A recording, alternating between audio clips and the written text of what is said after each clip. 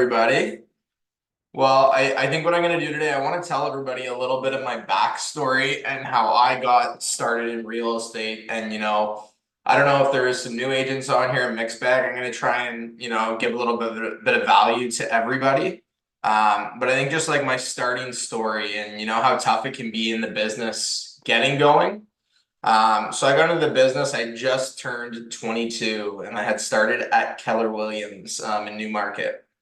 So I'm sure a lot of people can relate getting into the business. You see all of the, more experienced agents and everybody's, looks like they're making millions of dollars and life is good. And you're like, how can I even just get one lead, one deal? So it took me months into the business, like most people, to even get a deal. And I actually met Jen. Jen ended up being my mentor, which is kind of my connection to Jen Jones, who I'm sure we all think is the most amazing person ever and, so giving. So she really poured into me and helped me get going. And I decided, I was like, I need a niche. I need a pillar of lead generation that I can just set my scopes on. So without even doing a deal, I decided I was going to go door knocking. So I started door knocking. That was my plan. I didn't get too fancy with it. I, brought some market reports. I, got myself all knowledge up on the area and what was going on. And I hit subdivision areas. I hit Mount Albert, I hit Sharon, and I was knocking. And for me, I wasn't really thinking of myself at this time as an innovative agent, but I was getting so discouraged at the point that I would go out door knocking at 8 a.m. and I would go knock on a door and there was already 3 pamphlets in the door from agents that had been there before me that had already talked to these, potential leads. So I decided that I was going to go and hit the kind of rural estate market in Sharon. And I'm sure you guys have seen, the long winding driveways up these beautiful country properties that nobody dare goes because it is a little scary and intimidating. Do they have dogs? Are they going to, point their gun at me? So I decided I was going to try it anyways. What did I have to lose at this point? So I knocked and I knocked and I knocked and I knocked, and this went on for probably 2 months. And I was at the point of almost giving up. And at this point, I was telling like, it's like going to the gym. I'm like, I'm going to keep going. I'm going to see what happens here.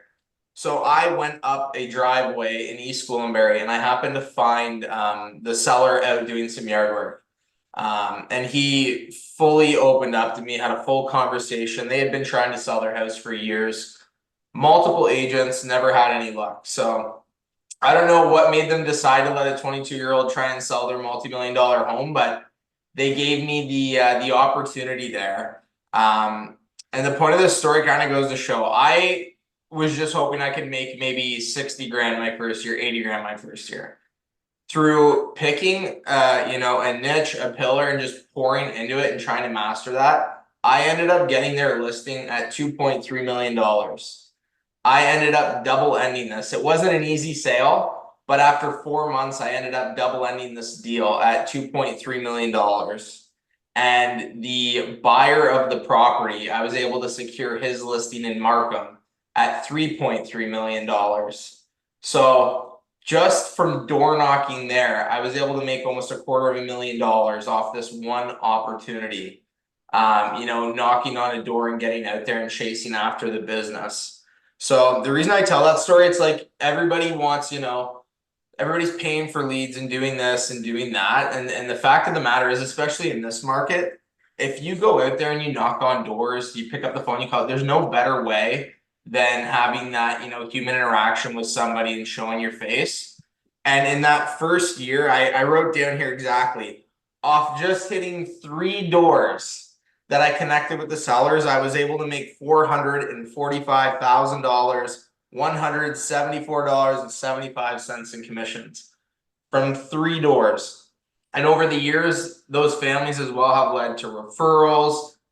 They've moved since then. So I just want to emphasize the point of like, you could be one phone call away, one knock away from your life changing financially, and just opening up more doors to more deals in this business. So that was kind of my start getting going in real estate. Sure, everybody's experienced too. I went through these waves like this over the years trying to figure it out. You have those good years and you're on top of the world, and then you fall off of, what was working. And then I went right back to door knocking in those, markets where they're not as strong as, we experienced through COVID, and we're dealing with that now with these high interest rates. So for us to keep on pace with the revenue that we were bringing in GCI, now what we're doing in this market, we're getting creative, and that's what I wanted to give some tips away to people here with. So we're tapping into new markets. I don't know if anybody here works with investors. So we felt once they started raising interest rates, we had a big pool of investors we worked with. Everything dived off. And our year had a very slow start. So we started looking, I'm like, how can I look into other markets? And I'm an investor myself. So one area we started looking at was North Bay. So I drove 3 hours and 20 minutes from my house to North Bay on my own. And I went and I figured this market out.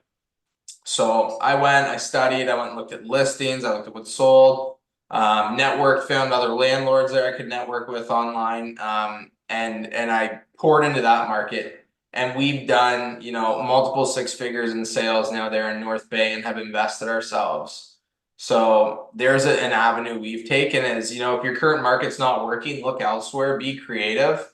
That's how you're going to bring value to your clients. So for investor clients, that's what I would recommend to people. Start looking other areas. If the numbers aren't making sense because of rates, then look elsewhere because there's lots of opportunity. It's just you can't be lazy. It's the same as door knocking. All this stuff, there's no secret fairy dust to get deals here. It's hard work, and that's how we've done what we've done is based off of our hard work. I've been having a ton of conversations with past clients about opportunities right now in the marketplace.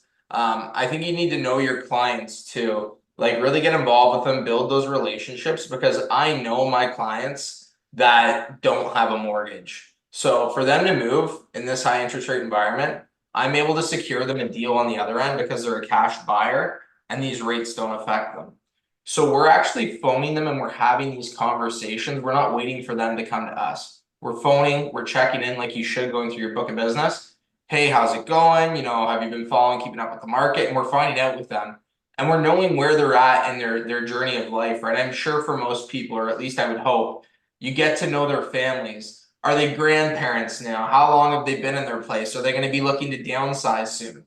And we're actually sparking these conversations that I truly don't think would have ever happened this year had we not reached out. Sometimes it just takes planting a seed. So we phone and we find out how's life going, how are your kids, how are your grandkids, what are you guys looking to do, what's your future look like? And we really get those conversations started, and it might not happen right away. Sometimes it takes that phone call, you hang up, you say, you know what, we'll touch base again soon. And the spouses just start talking real estate now. You know what? Garrick brought up some good points, the market, what are you thinking? And we get phone calls. Maybe a month later, we get a phone call. Hey, you know what? We've thought more. What do you think we can get? Can you come out and look at the house again? So I think really diving back into your book of business, which I hope everybody is doing and consistently keeping up with their past clients, that's been a big one for us. We've done a lot of transactions this year through our past clients. And the other one is like networking, creating business. A big tip I will give you guys, I don't know if this will work for everybody depending on your relationship with your mortgage broker, but I've really supported my mortgage broker over the years, given him a lot of business. We've done a lot of business opportunities together. So he's been referring me a lot of clients who have renewals coming up and they need to sell. So we've done a fair number of transactions that route this year. So I'd say reach out to your mortgage brokers and maybe work out a deal with them and say, hey, I know you're going to have a lot of renewals coming up. People are always going to ask you, do you know a real estate agent if they don't know one? He's their first point of contact right now in this scenario with the rates. So that's a great way to get business is network with your mortgage brokers. And I think another big one right now where I think people are probably getting killed right now if they're not is diversified in their leads. You need to have multiple pillars of lead generation. In a hot market, I don't know, there's probably a fair number of people here I would think nowadays doing online leads. A lot of us lean on online leads coming in. But if you don't work them, they're not worth anything. And especially if that's your only pillar of lead generation is online leads, you'll get smoked in this market. You need to diversify. So you need to work on your sphere of influence, for example, network with colleagues, referrals. Online leads can be a pillar, but you just can't lean on one or the other. You need to diversify your lead gen. And that's where we've really had luck. We've just broken it into pools. Like we have our investor clients, we have our clients. We made a list of people we know are going to be wanting to make a move, whether it's this year or next year, based off where they're at in their, journey of life, how old they are. So we've just been hitting these pillars that we wrote out. And we've been funneling deals through each pillar every single month. And it's led to a strong year for us when, other people obviously aren't as fortunate enough, but I think that comes from waiting for business to come to you. You cannot wait for the business to come to you. Maybe in a COVID situation, you can. I think everybody experienced, we all took our foot off the gas pedal there when everybody's, going crazy at home, wants to buy cottages, move here, move there. Nothing's rational. But we're in a normal market again here where we got to, boots on ground, get out there. The more people you meet, the more hands you shake, the more deals you're going to do. So I think it's back to the basics, but I just want to share that story because I think even when I look back and reflect on that, it just shows me, and we've been able to consistently do that now through systemizing our business. But as a young kid getting into the business, I had no idea I was capable of that. And I look back on it and it really wasn't that hard. It was just getting out there, getting after it, and meeting people. So I think everybody in here has that opportunity to do that. And like I said, I think you're truly one phone call, one knock away, one new introduction away from your life potentially being changed in the real estate game for you and your family.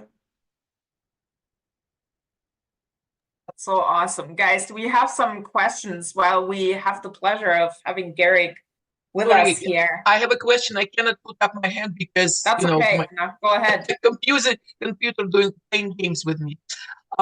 Garrick, question to you because this question came from Wendy yesterday. Yeah. If you go to door knock to rural properties, where do you usually park? I mean, if you need.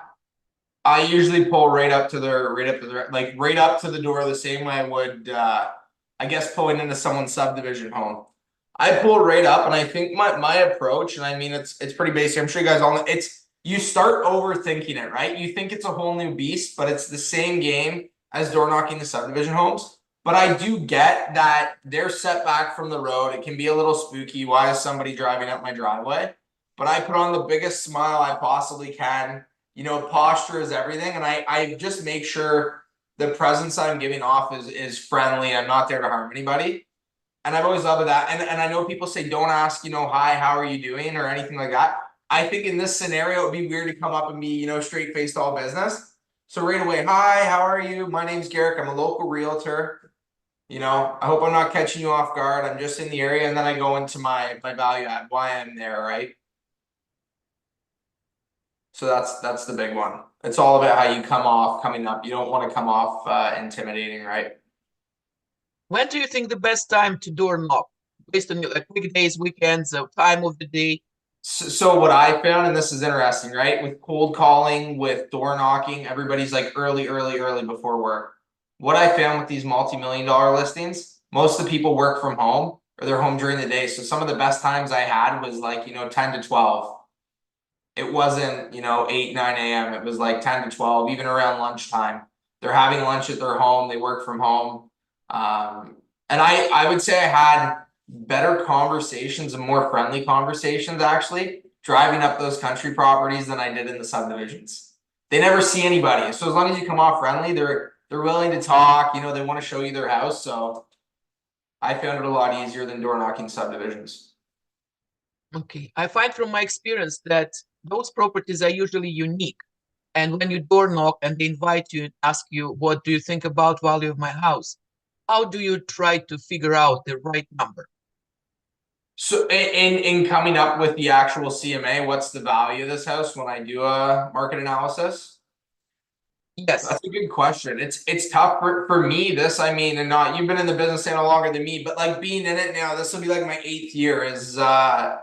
I just feel like it's come natural to me because that was my exposure. I got right into the rural market. So I'd say it's very similar in the comps, but you're never going to be bang on like a cookie cutter home. And I make sure I get that point across to the sellers.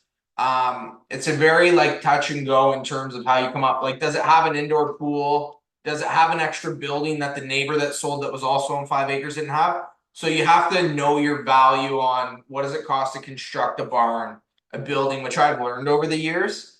But you're never going to be spot on with your numbers, and I think that's why you see a lot more price reductions in that rural market than you do subdivision homes. Alex, you have your hand up. Yeah, in terms of your follow-up with these, what does that look like? Are you going back, you're looking into your warehouse, you're getting their name, are you like sending a note? Like you don't always, or are you getting the number and the email right then and there? So yeah, I try and get a number and email for sure. That's like my main objective. If not, I let them know I'm gonna come knock on their door again. I say, hey, listen, Yeah. like this is what I do. I'm out here. Do you mind if, in 3 months I stop in again and see how you're doing? I'll bring some valuable market information with you too and see how you're doing. And most people aren't gonna say no. Say, yeah, sure, no problem. And then they know your face the second time you're coming around. But I would say most people, if you have a good value prop in terms of what you're going to give them, like what's in it for them, they'll give you their phone number and email. So you're doing the ask. That's my main objective. Yeah, Yeah. is get their information so I can keep them up to date with the market. And I find these are people that aren't. It's a lot easier. And to Anna's point, how do you value these properties? It's a lot easier for somebody that lives in Newmarket that has the exact same house as their neighbor that just sold to know roughly what their house is worth. Whereas these people in the country with 5 acres and every parcel is different around them, every house, they really don't know what their value is. So if you're the first, speed to lead, you're the first one there, you get their information, they're gonna want that value from them on what their property's worth to stay up to date. Thank you. Yeah, no problem. Amazing. Any other questions? This is an incredible opportunity. So folks, raise your hand, raise your hand. What areas do you think are valuable right now with the high interest rates that new agents should look for, leads and more action? Which areas would you So suggest? for new agents, I'm gonna say specific because obviously all of us have different business. But if I was a new agent, I would really be looking at properties with income producing suites, whether it's in the basement, duplexes, because obviously this is gonna help buyers qualify, especially if they're working with a lot of first time home buyers. I think that's where the value is, and even like we do a lot of like I said, rural estates, waterfront homes. So when we get these listings, I found the ones that have those income producing suites when we have them, they're like gone right away. They're a very easy sell because people are going the multi-generational route. They want income from their home. So I would say that's a good market to tap, is look into those multifamily dwellings. That's awesome. Thank you. Thank you. Yeah. So many good questions. Anyone else? Before we release you all into the wild, I think you're all itching to get knocking now, eh? That's it, Friday. We do have a question here in the comment in the chat. I'm just going to pull that up. What value did you provide that first seller you told us about to convince them, given that your experience was limited? So I really sold them on my work ethic and drive. And I told them, and I gave them a bit of my back. Like I came from a sales background, but I told them, like I was just straight up with them. I'm like, nobody's gonna outwork me. How many other agents have come up your driveway and come for your business this way?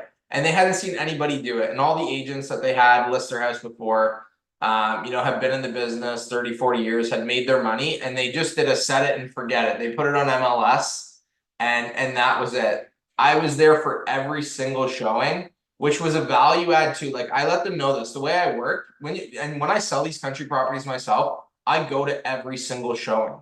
I know the property inside out. And that's how you sell a property. Like I even know myself as the buyer's agent, I have no problem going to show a property blind. But when you don't know where you can look at the listing, but you're going through the house of the buyer. Oh, there's a bathroom on this floor, and you're like as lost as they are. You're trying to figure it out if you didn't get there early enough. So as a listing agent, I can go there and really showcase the property the best. Still give them space, let them do their things, but be there to answer questions and show them around and educate them on all the bells and whistles that these properties come with, right? So that was a big value add and selling prop on my end as to why they should list with me. Was I wasn't going to be outworked and I was going to do the other things agents wouldn't, like be there and promote their property the best. What was the reaction of the buyer agent seeing you every time on the showings? You know what? I think they liked it. I actually hate it when buyer's agents do that, but that's the way I work. But a lot of them liked it. And we have to look at, like, I would say where most of us in here are, you know, high producing agents, been in the business long enough. There's a lot of agents that they don't do the research. Like, I'm shocked. I went to an open house for myself, actually looking at a property to move like 2 weekends ago. And the agent didn't know anything about the property. She's like, oh, you should ask my partner. You're gonna have to reach out to my partner. So like, I find a lot of these buyers agents they didn't take the time to research the area, or they're coming from out of town. They just don't know anything about it. So I'm not there poaching their client, obviously. They're working with them, but I'm doing all the selling. They just get to sit back and walk around, right? So I think I've had more good luck with it. I think it just depends on how you run the show when you get there. I don't overstep. I give them space, but I just help make sure I'm educating them on the property. I'm not trying to like physically sell them on buying it. It's all about educating them on the property. Love that. That's so awesome. Very good point. Very good point. Yep. Yeah. Garrett, we had another question in the chat from Faye. When door knocking, did you leave flyer or stats? So this was like when I first started out, Neil, we do. If we're talking about like when I had this here when we first started out, I was so broke. I was leaving a business card. I might write something on it and I would tuck it in the door if I wasn't there. But I think my main objective at the time was getting face to face, but I would leave a card just because I thought you never know, right? At that point, I'm like, maybe they give me a call and say, what the heck are you doing on my property? And that gives me a chance to talk to them then. But I would leave a card in there. So great. Any other questions, folks? It doesn't have to be fancy. That would be my last remark. Like when I started out, we're all human. I was like overthinking everything. Like all these other agents must be doing something so special when they go to the door. It's like, no, get in front of them, show them you're human as well, and have that like really strong interaction with them. And don't be poaching for the business right away. Like come from a place of giving, give value. And I found that's where I had the most success. And I'm like, why did I not think of this before? We always overcomplicate things. And I had a client, he actually shot me, he was a big business guy. He's like, keep it stupid simple. Like, just keep it simple, get out there, do the work and be consistent and the results will blow you away. Hey, please give an example, short example. Like, let's say you door knock. So if I'm door knocking, I'm going up. So I'll go up and I make sure I have my big smile on. I stay far enough away from the door just so I'm not, giving a threatening presence. And I say, hey, you know what? Sorry to catch you off guard. I said, my name's Garrett, local realtor in the area. I just wanted to come and meet you. I said, there's lots going on in the market right now. And whether there's high inventory, low inventory, I'll give them my spiel. And, we're actually looking to bring listings to the market. We've got buyers, our brokerage has buyers. I'll never lie and say I have a specific buyer for the house like agents do. But I'll say we have buyers looking in the market and we do target where we're knocking based off of that. So if I have a general buyer in the area, we'll go and we'll say, hey, we have buyers looking, there's low inventory. I just want to come see if you got a lovely place here. It's absolutely stunning. Have you guys thought about making a move? And these people just open up. I'm telling you, it's like a whole other beast going up to these country properties. My family lived on a country property. I know nobody ever came up and knocked. So when they get the chance to start talking, they talk. And sometimes you get stuck in too long of a conversation. They want to tell you everything about what they've done. And that's where I make sure I get that phone number, email. And if you spend a little extra time and you build that rapport, they're going to want to give you their number. And then it gives you that ability to follow up over the phone, hey, how's it going? It's been a few months. And yeah, I just had fun with it. Honestly, I love talking to people. I would just go up and I would have fun with it and I'd build it. It was like, I would call it making friends. I go out and make friends. But this is what I do for a business. That's awesome. So good. Any other questions? This was amazing. Garrick, thank you so much. This was Yeah, a lot of value, I no think, for problem. everyone. And I think you lit everyone's soul on fire and I want to go knock those country homes now. So this is super exciting. Thank you so much for gifting us your time this morning and your knowledge. We really appreciate you.